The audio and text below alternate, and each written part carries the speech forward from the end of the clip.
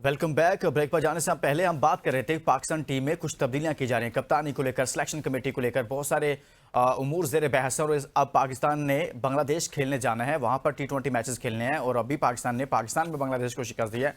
साबिक first class cricketer Fahad Liaquat हमारे साथ मौजूद हैं। फहद, मैं ब्रेक पर जाने से पहले एक बात कर रहा था कि जब भी कोई नया कोच आता है, हमने देखा है चाहे गैरी आए, जैसन गिलेस्पी आए, चाहे मिकी आर्थर आए, इससे पहले जितने भी कोचेस पाकिस्तान के साथ वाबस्ता रहे, गैर मुल्की कोचेस हों या पाकिस्तानी हों, क्रिकेट बोर्ड अंधा एतमाद करता है पहले 3 से 4 माह। जो वो कहते हैं वही करे जाता है, जितनी मर्जी तब्दीलियां करना हो, चाहे टीम में कप्तान को, इसके अलावा जो बाकी स्टाफ होता है, उसके साथ कंसल्टेंट होते हैं, वो इवन के चेंज कर दिए जाते हैं।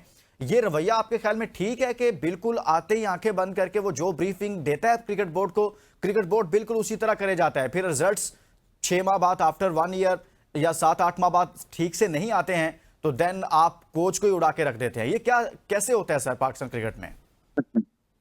ये ऐसे होता है कि lack of professionalism on the top and on the bottom. ठीक है, बात ये है कि हम लोगों का मसला पता है क्या है? हम लोग दो मसले हैं हमारे बोर्ड में जी।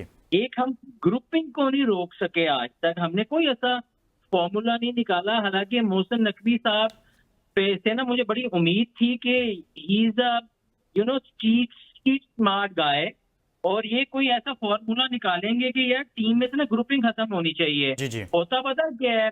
शुरू में हनीमून पीरियड होता है, सारे कोच की बात सुन रहे होते हैं, तो जब कोच की आप बात नहीं सुनोगे तो सम टाइम कोच आपको डांटेगा भी ना, जिस तरह घर में होता है। जी जी। या आपको मना करेगा या आपको समझाएगा, आपको मेंशन करेगा कि you are wrong here and you should change your thing.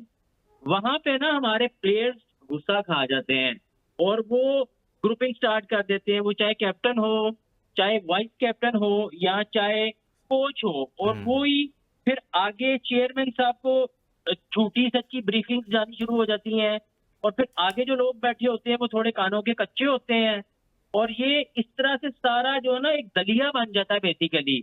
और ये हम एक दफा नहीं कर चुके हैं, आप पिछला पूरा 1-1.5 साल उठा के देख लें, यही कुछ हुआ है। कोच आया है, कोच की बात नहीं मानी गई, प्लेयर्स ने कोच के खिलाफ ही ग्रुपिंग शुरू कर दी है। अगर कहीं पे कप्तान ने समझाने की कोशिश की है तो लोगों ने कप्तान के बारे में ग्रुपिंग शुरू कर दी है। जब आप इंडिया वर्ल्ड कप हार के आए थे तो बड़ा सुना था कि सर्जरी होने लगी है, ये होने लगा है, वो होने लगा है। क्या हुआ था? मुझे तो कुछ भी नजर नहीं आया। सर्जरी पता क्या होती है? अगर मैं आज आपको बताता हूँ, क्योंकि मैं इतना तपा हुआ हूं ना, क्योंकि मेरे अंदर तकलीफ है, being a old cricketer and belongs to a cricket regime family. मैं अगर चेयरमैन हूं, मैं सबसे पहले सेंट्रल कॉन्ट्रैक्ट की काफी सारी शिकें चेंज कर दूं, वहां से कंट्रोल होंगे। ये आपको कहने से कंट्रोल नहीं होंगे कभी भी। अब ये बच्चे तो हैं नहीं जिनको आप मारोगे। लेकिन फहद, वो कैसे होगा? वो होगा कैसे? वो तो अपनी मर्जी का सेंट्रल कॉन्ट्रैक्ट लेने के लिए भी पाकिस्तान क्रिकेट बोर्ड पर दबाव डालते हैं और सारे मिलकर जाते हैं। हमने ये देखा है अभी माजी करीब में ज़का अशरफ के हवाले से, जब ज़का अशरफ चेयरमैन पीसीबी थे तो वहां पर हमारे जितने सीनियर्स प्लेयर हैं उन्होंने सेंट्रल कॉन्ट्रैक्ट के लिए दबाव डाला था, सबने मिलकर, और बड़ा बहुत सारी खबरें निकली थी तब। बताने लगा ना, मैं ज़का अशरफ तो हूँ नहीं हूँ, मैं ये मोहसिन नकवी साहब को मशवरा देने लगा हूँ, क्योंकि मोहसिन नकवी साहब के अंदर वो एबिलिटी और गट्स हैं कि वो इनको ठीक कर सकते हैं। हाँ। अगर ये अपनी मर्जी का सेंट्रल कॉन्ट्रैक्ट बनवाने की साजिश करते हैं ना, ठीक है, आप उन सारे प्लेयर्स को निकाल दें, टर्मिनेट कर दें इनको, क्या हो जाएगा? अभी आपके पास कौन से रिचर्ड बैठे हुए हैं जो चले जाएंगे तो पाकिस्तान की क्रिकेट खत्म हो जाएगी? मुझे ये बताएं। बाबर आजम नहीं खेला बांग्लादेश के खिलाफ, रिजवान नहीं खेला, क़यामत आ गई थी, हम जीते नहीं है। ये आपको स्टैंड लेना पड़ेगा। मुझे अब एक बात बताएं, फौज में अगर कोई ऐसी ग्रुपिंग करने की कोशिश करे या अपने चीफ को ब्लैकमेल करने की कोशिश करे तो क्या होता है? वहां पे कोर्ट मार्शल होता है। यहाँ भी कोर्ट मार्शल की जरूरत है। आपको बात यहां तक पहुंची हुई है जी, मैं कह रहा हूं कि बात यहां तक पहुंची हुई है कि बहुत सख्त फैसले करने की जरूरत होती है, ताकि ये जो यस, मेरे मेरे मेरी मेरी नाकस अक्ल के हिसाब से तो बिल्कुल यहाँ तक बात पहुंची हुई है। अगर आपने अपनी क्रिकेट को ठीक करना है, आपने अपनी रैंकिंग्स को अगर पहली तो बात है आप इनकी प्रायोरिटीज को चेंज करें। ये क्यों लीग्स खेलने बाहर जाते हैं?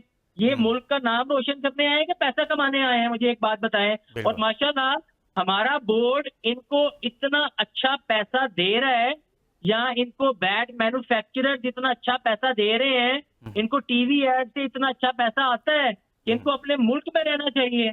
ये क्यों बाहर जाते हैं? मैं तो सबसे पहले परफॉर्मेंस बेस्ड जो है ना, मैं आपको बताऊं, मैं परफॉर्मेंस बेस्ड सेंट्रल कॉन्ट्रैक्ट चाहता हूं। जो परफॉर्म करेगा उसका सैलरी स्लैब ऊपर जाएगा, जो परफॉर्मेंस नहीं देगा उसका सैलरी स्लैब नीचे जाएगा। हर 3 महीने बाद रिव्यू किया जाए इनको कि कौन क्या कर रहा है। और अगर कोई ग्रुपिंग करता है, इनके सेंट्रल कॉन्ट्रैक्ट के अंदर एक शिक होनी चाहिए कि अगर if anybody find making a politics in the team, उसका पासपोर्ट कैंसिल कर दें। सही, बहुत बहुत शुक्रिया। साबिक first class cricketer Fahad Liaquat हमारे साथ मौजूद थे और आज के शो में हमने बात की है पाकिस्तान क्रिकेट के हवाले से। कुछ तब्दीलियां चल रही हैं जब से माइक हैसन आए हैं। आए रोज़ कोई ना कोई खबर आती है और ख़बर ऐसी आती है कि जिससे लगता है कि पाकिस्तान क्रिकेट में बहुत सारी तब्दीलियां हो रही हैं। माइक हैसन की हेड कोच बनने के बाद पाकिस्तान का पहला इम्तिहान था बांग्लादेश के खिलाफ, जिसमें पाकिस्तान को कामयाबी मिली है।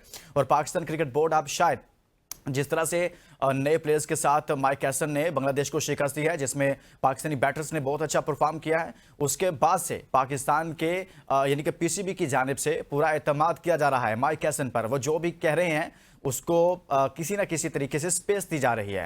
यानी कि अब बात सिर्फ T20 तक नहीं रही, बल्कि आगे बढ़कर ओडीआई और टेस्ट टीम के कप्तानों की तरफ भी जा रही है कि वहां पर भी चेंजेस लाई जाएंगी। क्या सलमान अली आगा ही कैप्टन होंगे? इसी पर आज के प्रोग्राम में बात की है। इसके साथ ही इजाजत दीजिए, अपना बहुत सारा ख्याल रखिएगा। अल्लाह हाफिज।